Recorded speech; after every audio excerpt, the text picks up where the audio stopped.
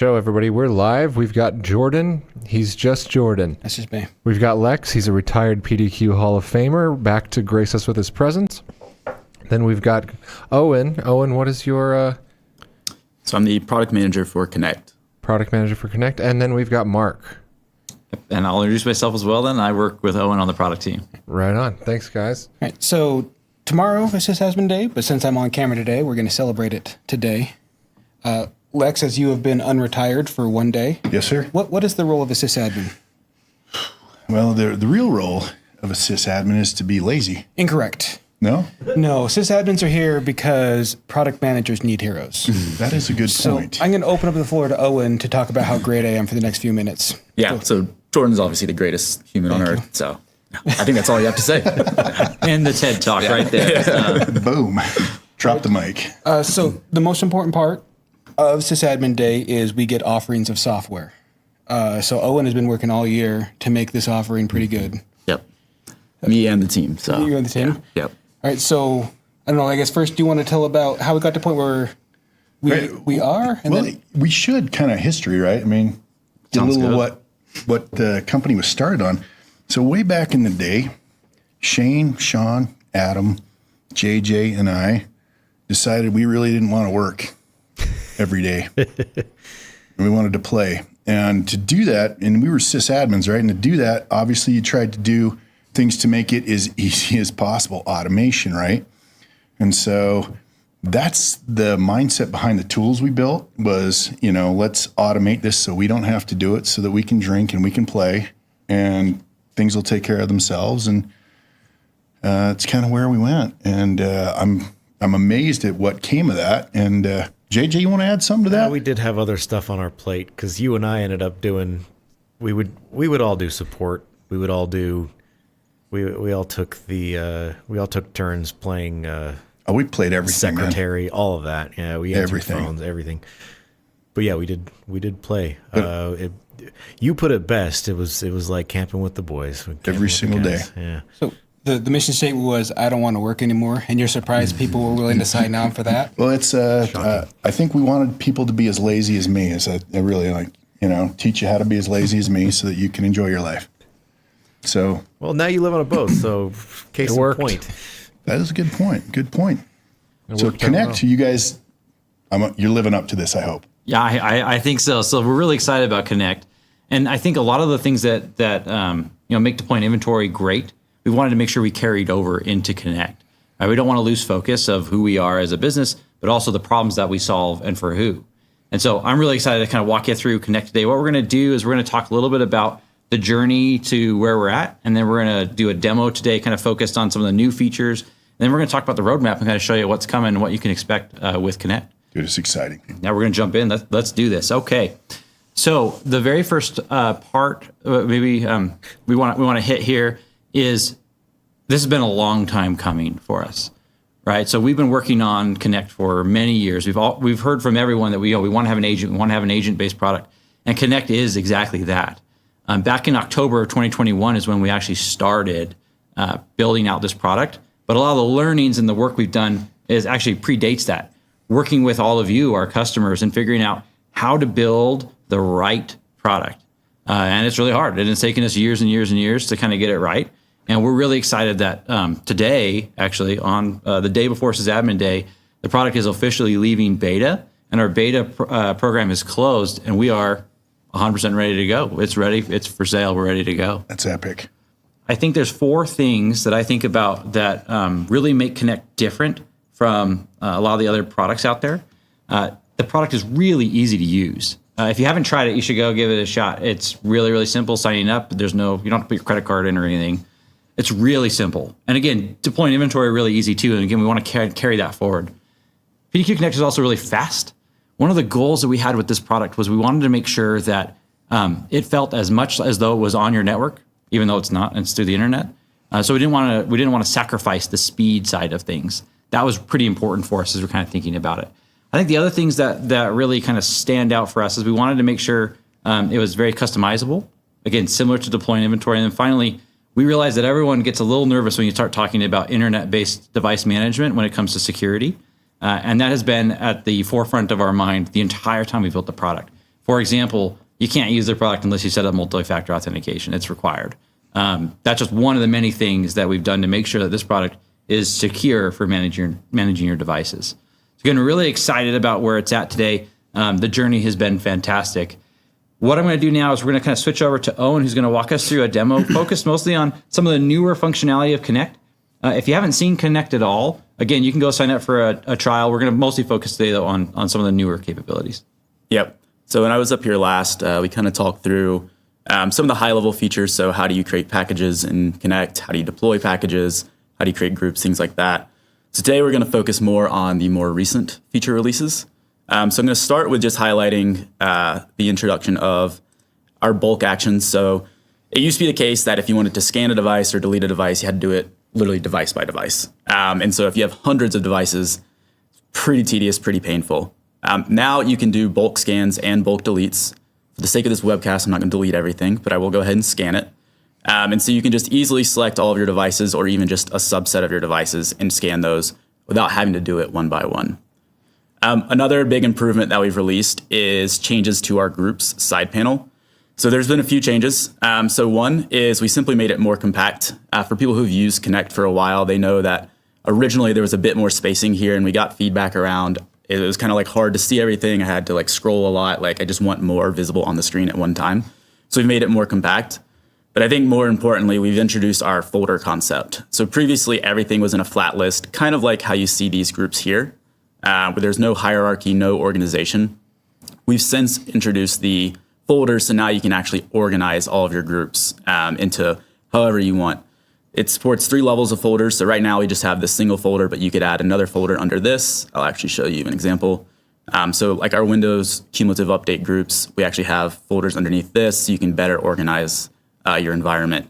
We've updated the pre-built groups that we offer. So we now do offer the cumulative update groups by default. So when you first start with Connect and you're just signing up, these groups will now come packaged with Connect. You're not having to create them. We're doing that for you. So in addition, when you go into any device, we have recently added a commands tab. So this lets you just run any sort of PowerShell command that you want. So we can just do a quick, if I can type. Ooh, you're channeling me there. Yeah. Hey, have to make the typos here. I just appreciate you using PowerShell because that's how you know it's a successful product. Yep. And so you can see how quickly it ran and how quickly we got the results back. So it's a very basic Git process, but we got instant visibility here. And right now, everything is PowerShell command focused. We do have plans to support command prompt as well. So if you're more familiar with command prompt or they're just things that you want to run that way, not in PowerShell, that'll be coming soon. So, Old school, huh? Yep. In addition, so if we hop out to our packages, we put in a lot of work to improve our custom packages. So when we first launched Connect, we had the install step and the PowerShell step. You could argue that those will let you do anything, but they didn't necessarily make it easy to do a lot of things. So we've added additional steps. I think the most important one that we've added is the nested package step.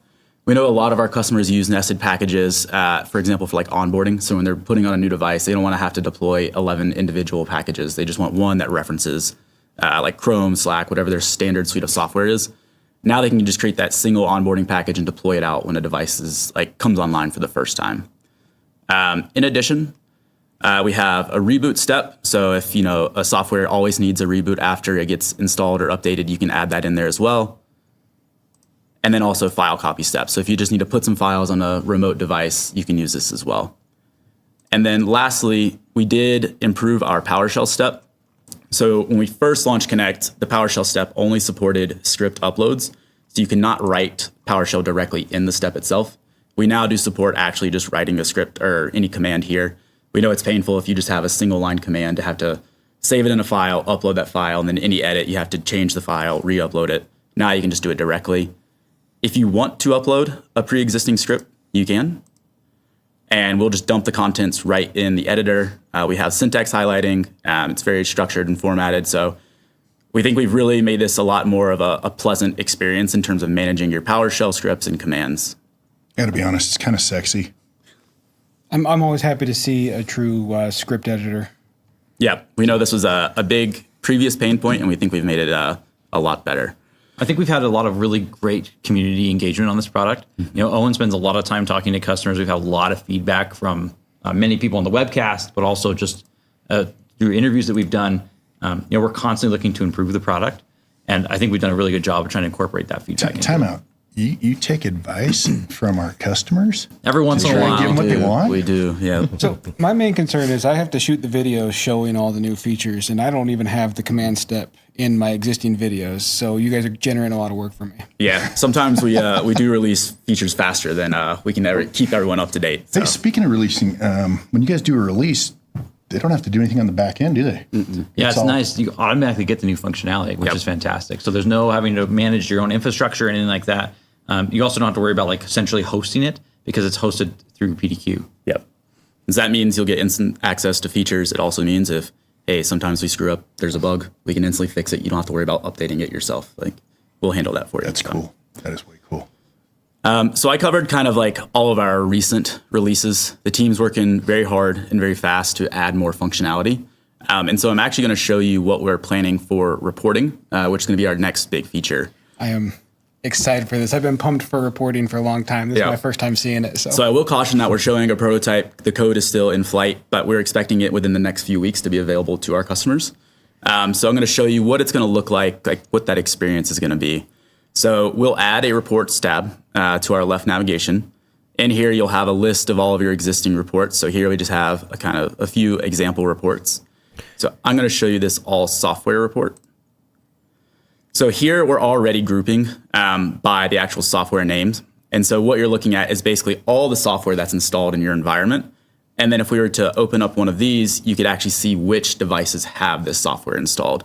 So here we're grouping by software name, but we're also including the software version so you can get a look at that as well. And then you could open up any of these and kind of see which devices have those.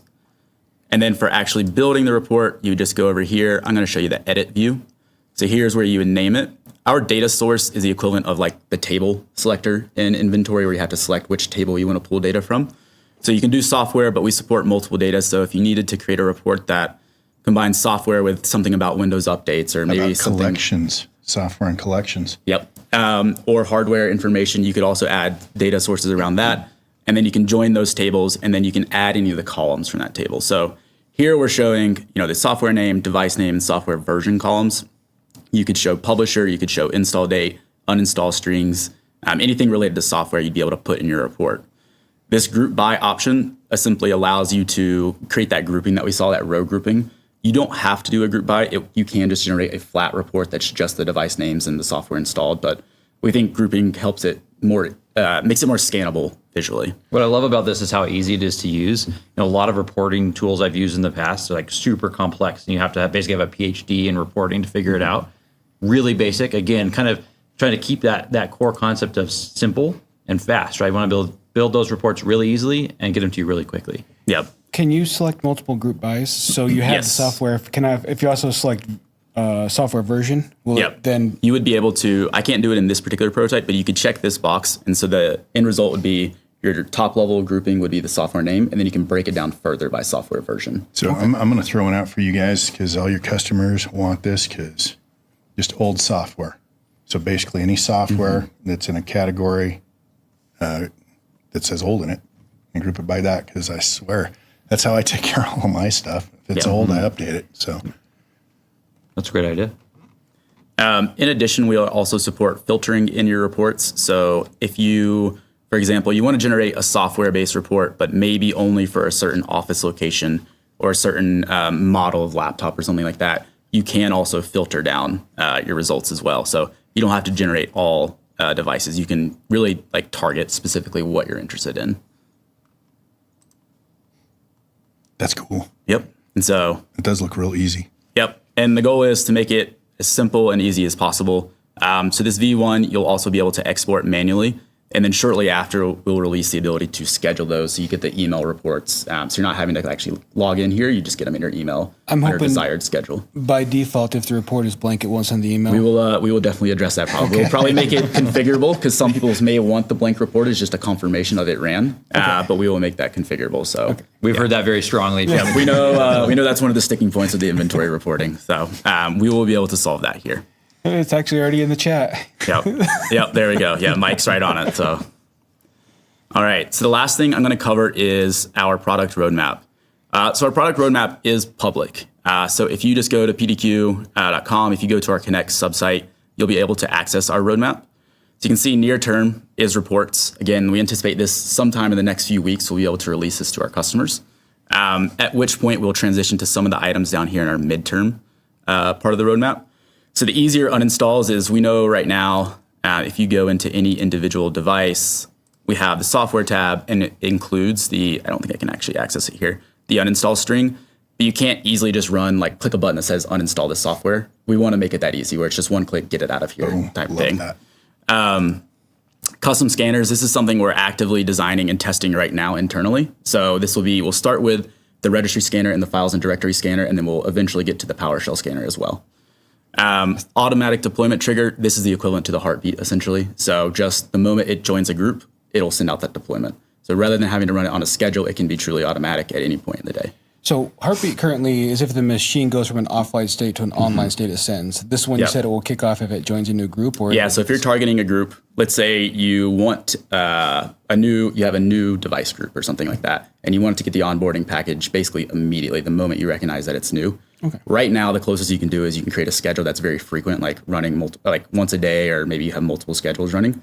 We'll make it to where it's truly instant. So the moment it joins that new device group, it gets the package. Mm-hmm. Whether it's 3 a.m., 3 p.m., it won't matter. So.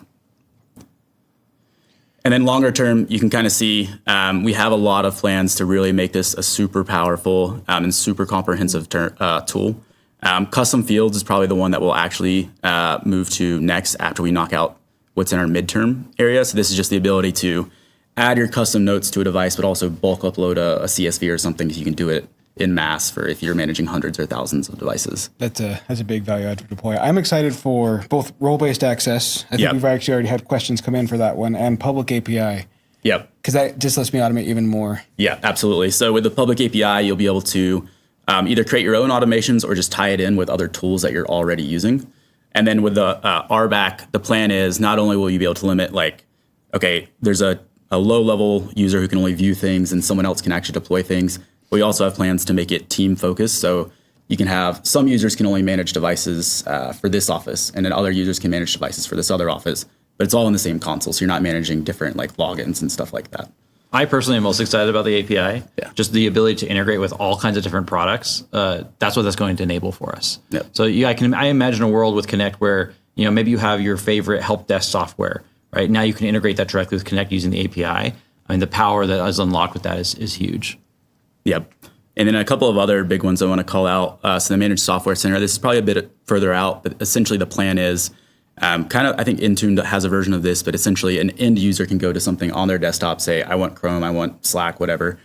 No one in IT needs to manually send that out to you. You can just get it yourself. So just a portal that they can go to. Pretty much, okay. Yep. Pre-approved software. Yep. And then remote desktop, just that ability to remote in when, just running a PowerShell command maybe isn't sufficient, deploying a package isn't sufficient. You need to actually get your hands on that device. We plan to introduce that as well. All right. Well, I want pretty much all of these and are not very patient. So we'll have them. Week, right? We'll have them next week. So yeah. We are moving pretty quick though. Yeah. No, it's as the guy that has to make the videos, I said earlier, I'm well aware how quick you guys are moving. Awesome. So I think that's everything I had planned to cover. Very well. I know we have a lot of questions coming in, so I think maybe we just kind of focus our time there, if that's all right. I'm happy to Speed round? Happy to not answer any of them. So we're just here to look pretty. There you go. All right. Let's maybe do you it. just make your best guess, Lex. Okay. Maybe it does this. We're not keeping score. That's the last time we did Q&A. I just lost horribly. Well, here we go. So with this one, we have Jaren on our phone a friend who will probably be able to answer this. Academic discount. Love to switch from deploy inventory to Connect once it's a little more mature. Select next week. LOL. Emp Bob. Yeah, happy to jump in here. Thanks, Emp Bob. Great question. So as kind of a reminder on pricing, this one's per device pricing. It's $1,200 for 100 devices, so about $1 a device a month or $12 a year. For academic, as well as for nonprofit, we are continuing to have a discount available for it. So please reach out to our sales team. It's 10% off for both of those. And then in addition, with the per device pricing, once you hit about 500 devices, we're able to add in a value or volume-based discount as well. So for many people in education, I think you'll probably hit both of those too. Nice. That's what I was going to say. It's always nice when the president jumps in. And continuing on. When will Connect support third-party IDPs such as Okta or Azure for MFA/SSO? CM. So that was a lot of acronyms. Well, I did see Azure was on the long term. So you have an Azure AD integration. This is more focused around getting the Azure AD information about a device rather than like using it to log in or sign up. In terms of like adding more IDP options to our sign-in process, I don't think that's on our roadmap right now. It's not saying that we won't do something like that, but it's not currently in the works. So TBD. Okay. JJ's just resetting the question, so just a second.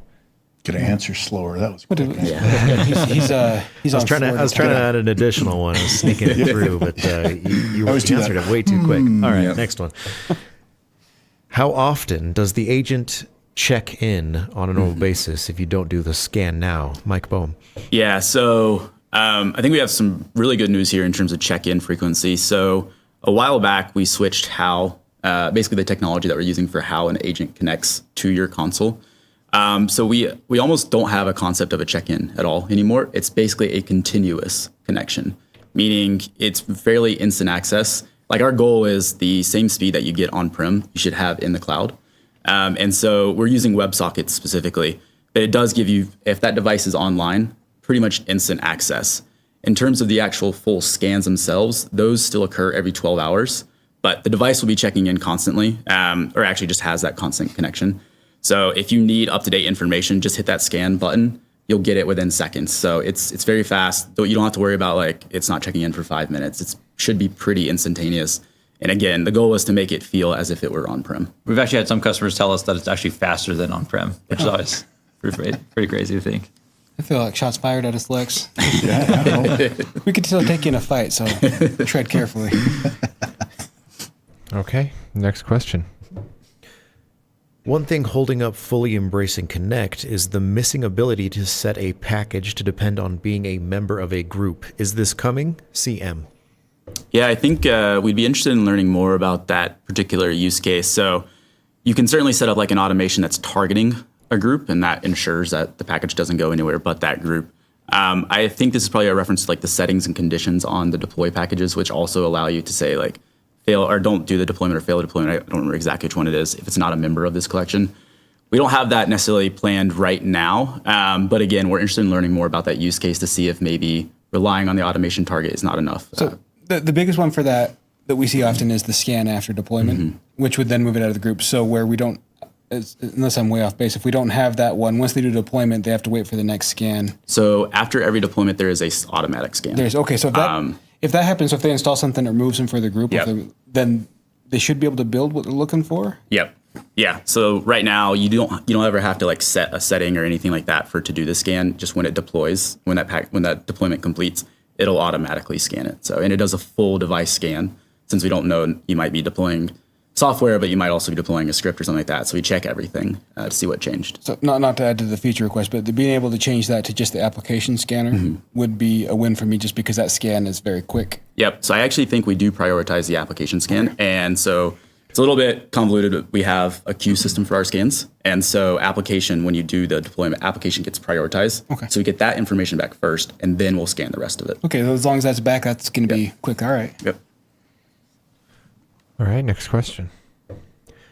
Does Connect work over Starlink in the middle of the ocean, asking for a friend? Zero D. If PDQ wants to give me a boat to go sail out in the middle of the ocean, I will test it myself. I know a guy. Yeah. Hey, I was we gonna have say, I someone might else who know can a maybe guy. test a I know a little guy. bit faster. So Do that. We're going to send Lex out to the ocean. We'll report back when we get results. yeah, You Jaron, coming- if you want coming with to, me? Absolutely. Okay. Jaron, if you want to give me a boat, I will gladly sail out to somewhere in the Pacific and test this. Oh, and I've definitely noted that. All right. Noted. I know that question is kind of a silly question, but we do have customers using Connect now all over the world. I don't know if from the middle of the ocean if we have anyone, but like all over the place. I imagine if it has an internet connection, it'll be just fine. I was going to say, if you can use TCP, UDP, you should be able to use Connect, yeah? I'll report back on that, guys. I really will. Yeah. You really will. You're going to have to buy 100 licenses. Put as many computers on my boat. On a more serious note, will I be able to make a group based on a registry setting? Custom scan, Scott S. Yep. So when we introduce the registry scanner and the files and directory scanner, one of our core requirements is the ability to both create groups based on the information that gets returned by those scanners and reports as well. So groups and reports will support registry information that you're collecting via those custom scanners. Okay. So on deploying inventory, if I build a custom scanner like that I use the data, if I remove that scanner, I have to clean up the table, like to remove that table. Is that done automatically on our site, or is there a way that they can go through and make sure they're not just building out a database that they don't need? So could you, what's the situation that you're trying to work through? So if I build like a PowerShell scanner or a registry scanner, I can do that. Once the scan happens, it builds a table for those devices where I can go and call from that. If I don't need the scanner anymore and I delete it, the table still exists until I go through and clean up the database. Yeah, I got you. Yeah. We haven't got to the specifics of how we'll handle that situation. That's a good call out. Okay. Yeah. Go back. Uh-oh. All right. We made it. Yeah, I was still working on things. We a little lack of communication here. Hey, do you have a purchase, or do you have to purchase a minimum number of devices, or will it be flexible? Christopher C. I'm going back to Jaren. Lex, did you want this one? Because I was trying to make the whole thing free. And you I wanted got to put a this one. price I got on it, this one. so- I believe you can buy one if you want, Let me actually update you on that one. or not. Why do you think I said you had to buy 100? Pricing is something that, I think from PDQ's original start, pricing is something we always want to make sure is accessible to many people and to as many as we can. And so if we kind of look out the market, our price point for deploying inventory right now is $1,500 per sysadmin. And we see that really as a low entry point compared to any of the other options you have, and definitely worthwhile if you're doing it manually.